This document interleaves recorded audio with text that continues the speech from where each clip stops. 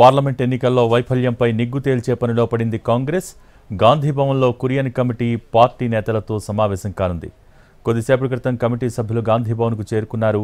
గెలిచిన ఎంపీలు, ఓడిన నేతలు కమిటీ ముందుకు రానున్నారు. ముందుగా దానం నాగేందర్ కురియన్ కమిటీ ముందు హాజరవుతారు. ఆ తర్వాత హైదరాబాద్ ఎంపీ అభ్యర్థి సమీరుల్లా, మల్కాజ్గిరి అభ్యర్థి సునీతా మహేందర్ రెడ్డి, చేవెళ్ల అభ్యర్థి రంజిత్ రెడ్డి కమిటీని కలుస్తారు.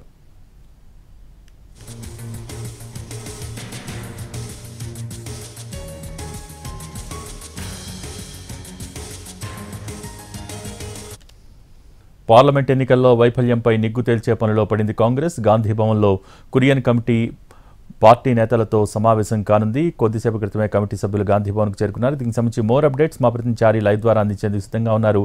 చారి, ఓవర్ టు యు.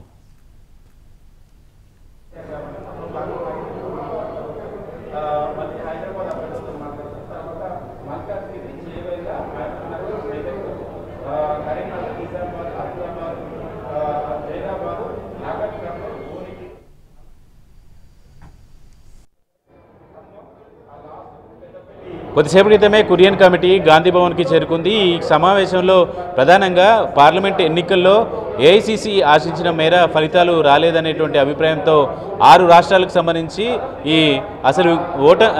ఈ సీట్లు పూర్తి స్థాయిలో గెలుచుకోలేకపోవడానికి కారణాలు ఏంటనేది అధ్యయనానికి కమిటీలు వేశారు. దీంట్లో భాగంగానే తెలంగాణకి కురియన్ కమిటీ వేశారు. కొద్దిసేపటి క్రితమే గాంధీ భవన్ చేరుకుంది. పార్టీ అభ్యర్థులు ఎవరైతే ఓడిపోయినటువంటి అభ్యర్థులు, గెలిచినటువంటి ఎంపీలు, అలాగే పార్టీ నాయకత్వం అందరితో కూడా చర్చించి అసలు ఓటమికి కారణాలు ఏంటి అనేటువంటి నివేదిక ఇవ్వాలనేటువంటి ఆలోచనతో ఈ కమిటీ వచ్చింది. కొద్దిసేపటి క్రితమే గాంధీ భవన్కి చేరుకుంది. ప్రస్తుతం దానం నాగేందర్ సికింద్రాబాద్ పార్లమెంటు నియోజకవర్గం నుంచి పోటీ చేసినటువంటి దానం నాగేందర్తో కమిటీ భేటీ అయింది.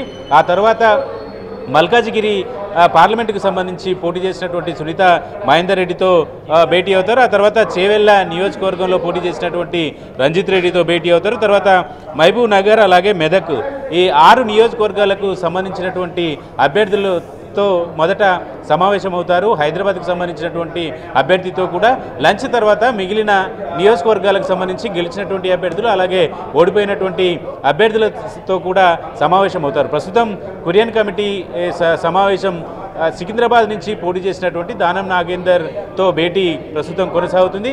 ఓటమికి గల కారణాల మీద అధ్యయనం చేసిన తర్వాత అధిష్టానానికి నివేదిక ఇవ్వాలనేది కురియన్ కమిటీ యొక్క ఉద్దేశం.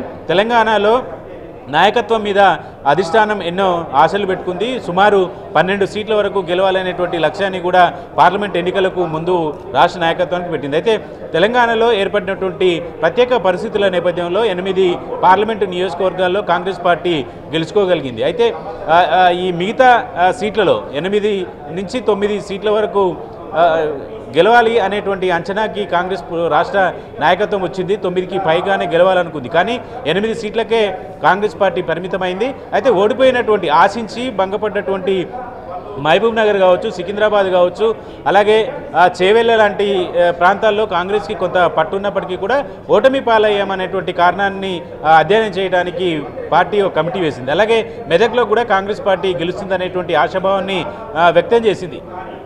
ఆశించి 4 నియోజకవర్గాలలో ఓటమికి కారణమైనటువంటి కారణాలు, అలాగే నాయకత్వానికి సంబంధించినటువంటి సమన్వయ లోపము, అలాగే నియోజకవర్గాల్లో ఎవరెవరు ఏ మేరకు పనితీరుని ప్రదర్శించారనేటువంటి అంశాలన్నింటి మీద కూడా ఈ కమిటీ నివేదిక ఇవ్వనుంది. కొద్దిసేపటి క్రితమే దానం నాగేందర్ ఈ కమిటీ ముందు హాజరయ్యారు. Thank you Chari.